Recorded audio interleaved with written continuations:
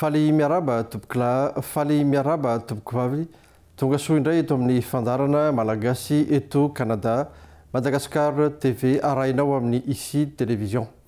Anisika dia iresaka mikasika ny filazantsara anaraka ny fampianarana entin'Andriamatoa Rado Rakotosalama zay Mpitory izany filazantsara izany. Manasanao ary anaraka ny fandarana hatramin'ny farany. Faly miarabanao Andriamatoa Rado Rakotosalama. Faly miarabanao Andriamatoa Barandresy, miaraba ihany koa ny mpijery ny Madagascar TV na iny any Canada na ny maneran-tany dia fiadanan'ny Kristiany hanapaka antsika tsirairay avy.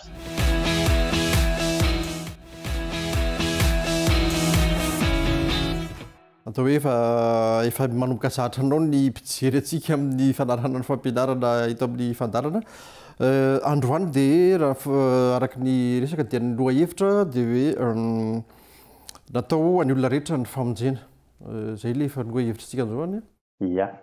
Zay tokoa ny lohahevitrintsika androany ary ifantoka amin'izay lohahevitra zay tsika amin'ity androany teo anaty izao fotoana irahantsika izao. Ia. Fantany voalohany ary betsaka ihany koa ny manana an'izay rehetra hoe maro no mihevitra fa ny fanomponan'Andriamanitra na koa ny fivavahana dia natao an'ny olona ataontsika hoe olona tsy dia sahirakirana indray ataon'ny olona hoe faible na ara-bolo na ara-batana na ara-pahaizana ahoana ny anazavanao an'izay.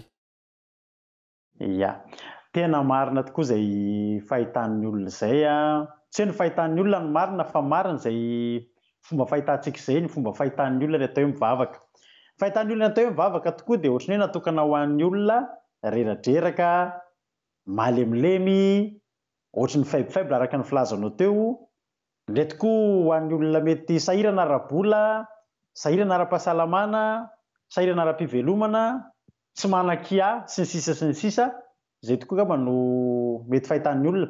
Nefa androany rahala barina ndresy dia teny amintsika fa Jesosy raha niakatra teo ambony hazo fijaliana namonjy antsika tsy niteny hoe tsy nifidy olona izy hoe ho an'reto ihany no hiakatra, ho an'reto ihany no hiakatra eo ambony hazo fijaliana. Raha mamaky ny tenin'Andriamanitra isika eo amin'ny filazantsara ny Jaune, filazantsara ny Jaune toko 7:5 dia izao le teny manao hoe fa toy izao ny itiavan'Andriamanitra izao tontolo izao nomeny ny zanany lahy tokana mba tsy hisy ho very izay rehetra mino azy fa hanana ny fiainana mandrakizay.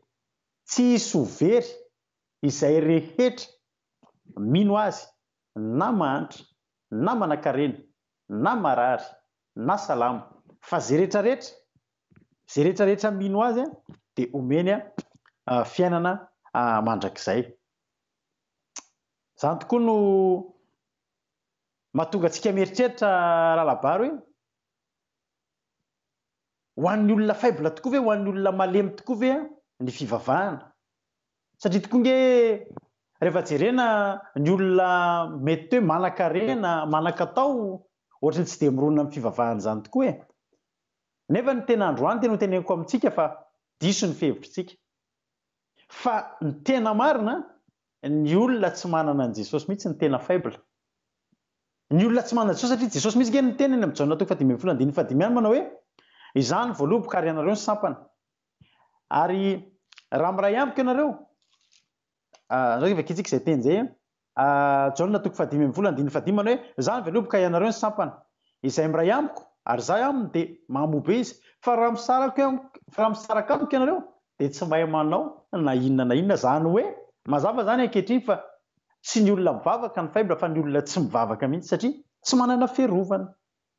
Tsy misy afaka iarovany ny tenany, afaka manana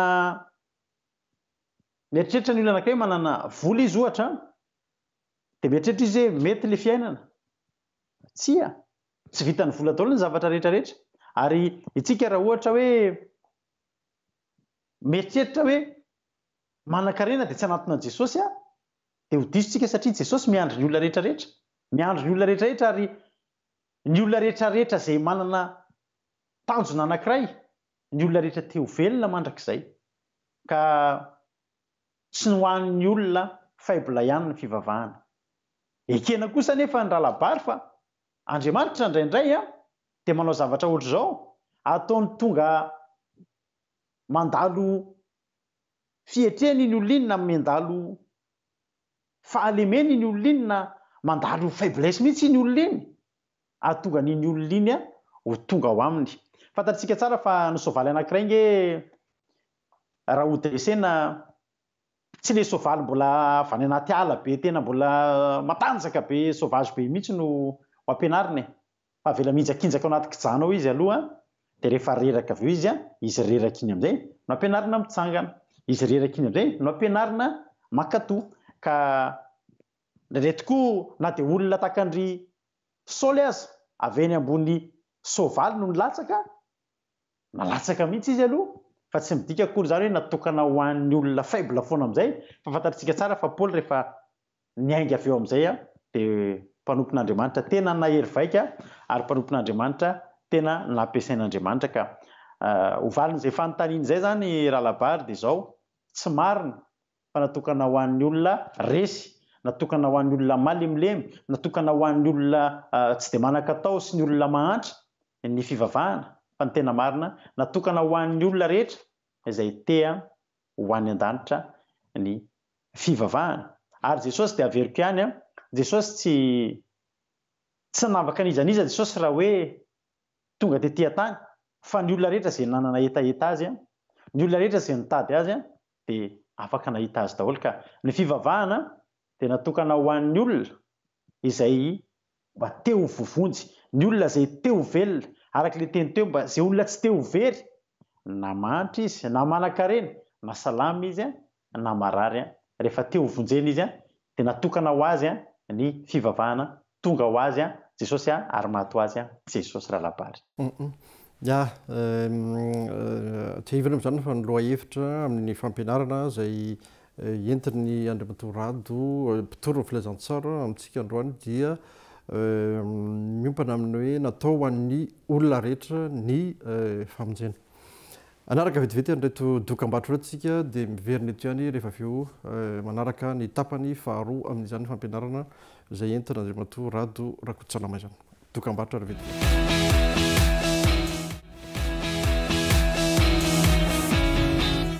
eny ary mbola manaraka hatrany ny fandarana Malagasy eto Canada ianao Madagascar TV arahinao amin'ny ICI télévision androany isika araka ny nambara hatrany amboloany dia manaraka ny fampianarana ara-baiboly fampianarana kristianina entina Mpitory Rado Rakotosalama loha hevitra androany moa dia ny hoe ho natao ho an'ny olona rehetra ny famonjena raha izay tapany voalohany zay mikasikasika ny atao hoe iverina hoe olona faible ozintsika teo na tsy de hoe zay loatra ary manahoana kosa indray ny hoe iverina fa olona hoe manan-katao na manan-karena io tsara ihany azavaina amin'ny olona hoe amin'izay voalazan'ny baiboly hoe sarotra amin'ny mpanan-karena ny miditra na ny mahazo ny fanjakan'ny lanitra ahoana ny anazavanao an'izay andalatsoratra masina zay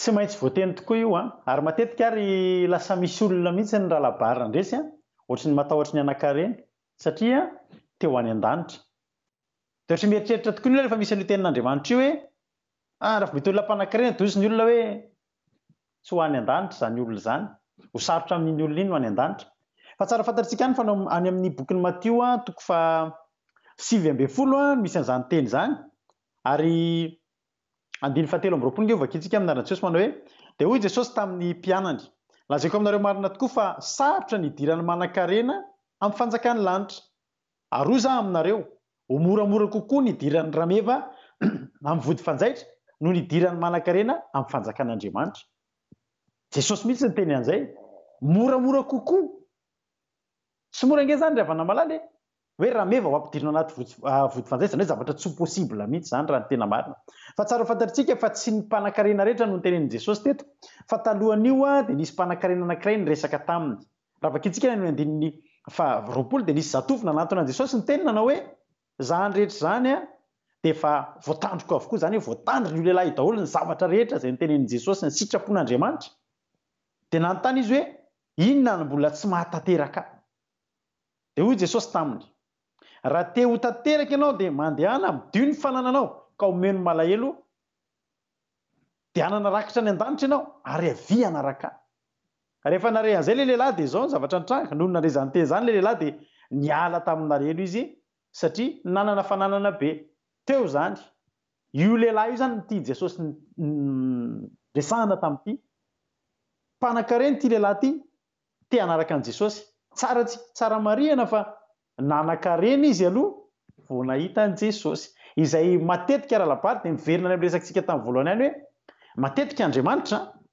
ataon'Andriamanitra misy zavatra mitranga aloha amin'ny fiainan'ilay olona mba hahafahan'ilay olona iny mitodika ao amin'Andriamanitra dia tsy mampanina an'Andriamanitra mihitsy zany mamerina olona miainga ohatrany hoe miainga zéro dia miakatra fa ny olana amin'Andriamanitra dia mahita an'ireto olona efa mpanan-karena zay vao manatona an' Jesosy tsy ratsy akory zay fa ny toe-pon'ilay lehilahy teto teo ny arenany fizy teo any an-danitra dia nitsapain'i Jesosy izy nitenenin'i Jesosy mihitsy izy hoe zao ireo mpianatra rehetrarehetra ireo nandao ny arato nandao ny zavatra rehetra dia nanaraka dia anao koa malahelo mifanananao dia anarakitra soany an-danitra ianao dia ndao anaraka tsy vitan'ilay lehilahy zay tsy vitany satria tsy fony loatra le arenany be dia be nge raha labary ny olona ohatr' izany hoe tsy tena raha vao ny arenany vao kitikitika dia efa tsy mety aminazy ka zay mahatonga ny Jesosy niteny teto hoe sarotra ho an'ny manan-karena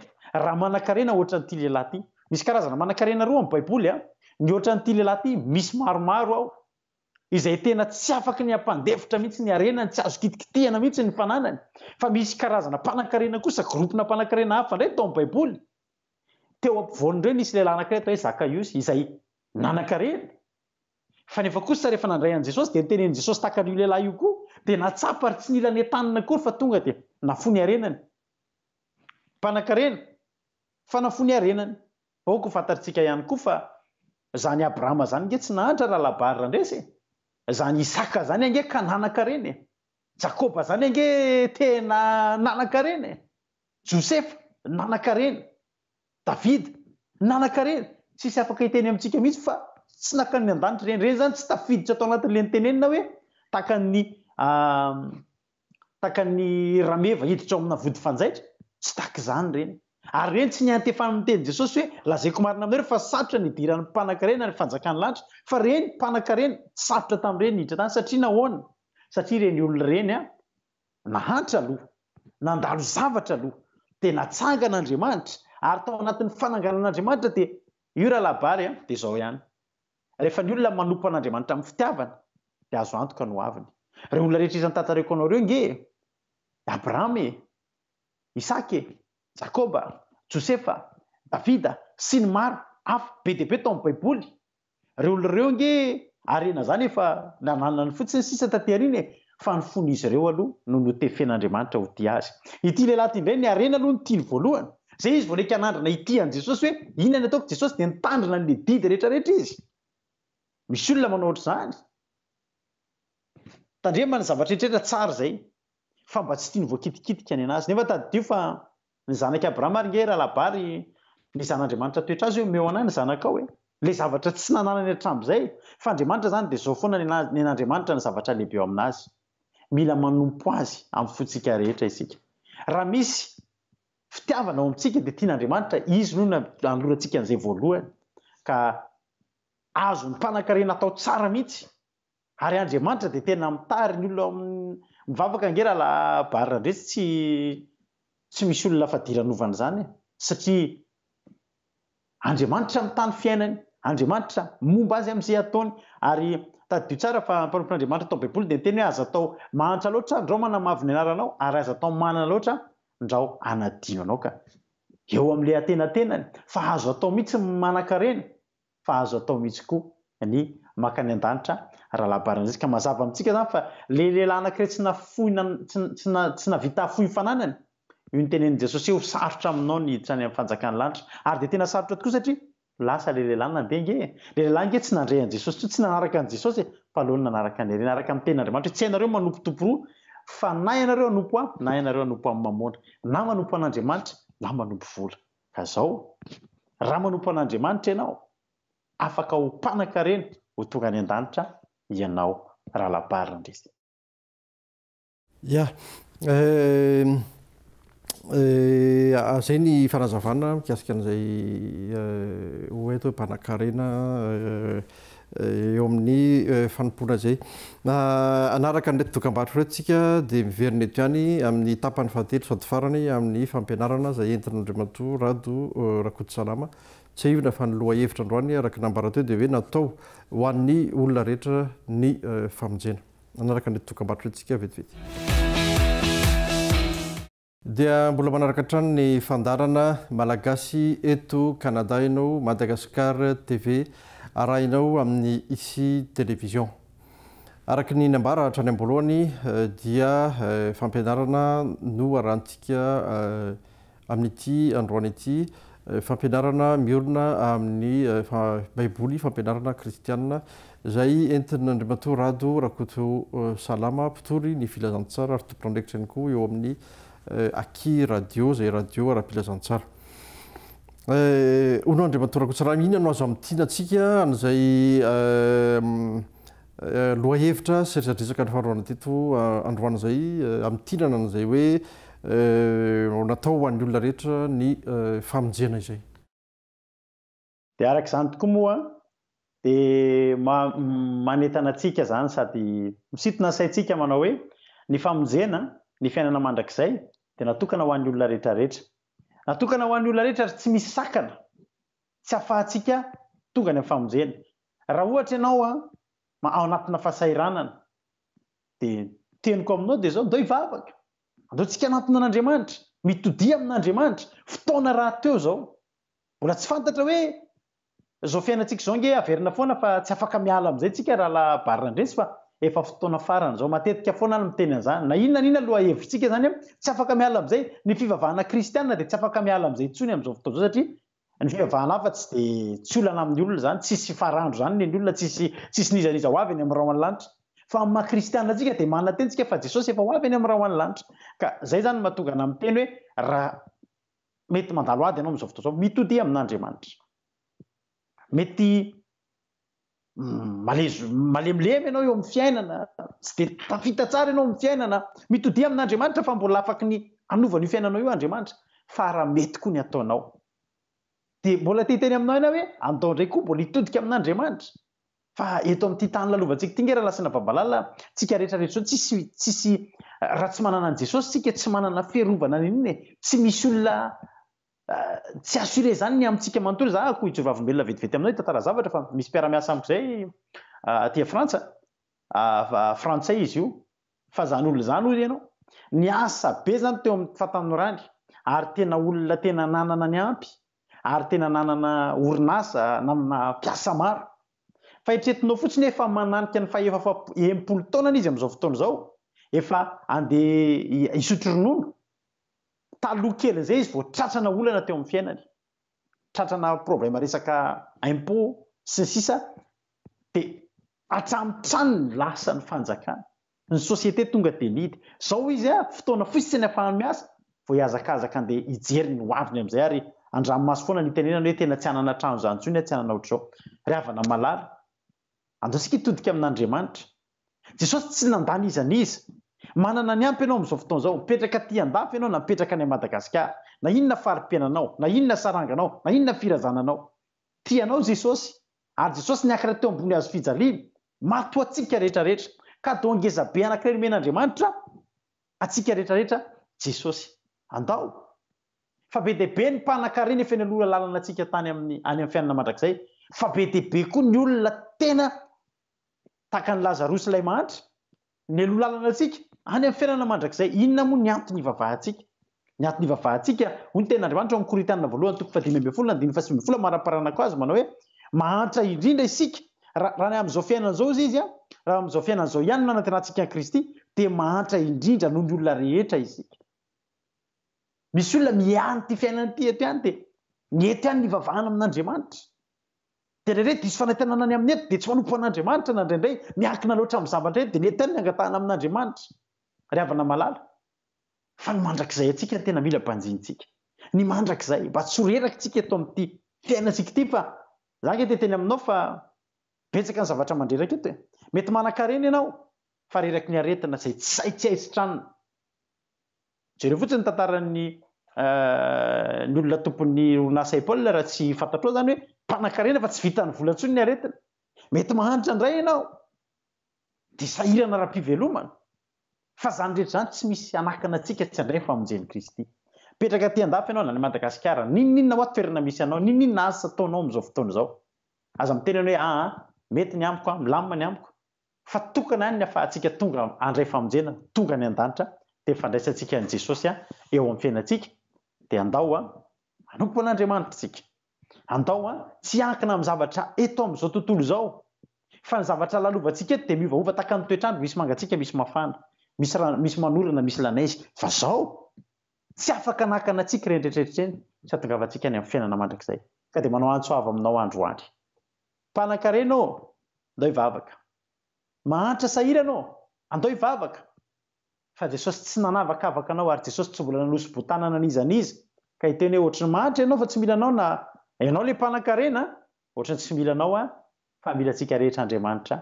Voninahitra dia ho an'Andriamanitra ihany ary eto dia misaotra sahady ny Andriamatoa Barandresy sy ny Madagascar TV ao Canada. Dia fiadanan'i Kristy anapaka feno amintsika tsirairay avy dia ombanareo amin'izay rehetra ataonareo izy dia tonga avy amin'ny ambony indrindra dia voninahitra ho an'Andriamanitra rery ihany. Amen. Ya, isaona be tabe ianao Mpitory Rado Rakotosalama nitondra an'izay fampianarana izay tamin'ity androany ity. Minisy fanantena fa mbola isy an'ny amin'ny manaraka izay mbola irahantsika hitondrana ny fampianarana. Fanontany kely fotsiny raha tsy diso ny vadinao dia mpihira ara-pilazantsara ihany koa. Aiza ho aiza ny programa amin'izao fotoana misy efa hetsika homanina ve sa mbola tsy tamin'izay loatra?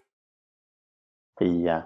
Misaotra anao mpihira ara-pilazantsara koa mampionina ary ny vadiko. Mampionina moa ny anarany ao amin'ny YouTube ao. Mihira ara-pilazantsara. Dia eo ampanomanomanana tokoa ny vokatra faharoa ny rakikira faharoa izy amin'izao fotoana izao hiopana betsaka amina fandikana hiran'olona izy io mba entina ahatongavany olona anatina fanatrehan'Andriamanitra hira natao hoe ho atao eny am-piangonana anatina fitoam-bavaka zany dia fantoka bebe kokoa amin'izay izy.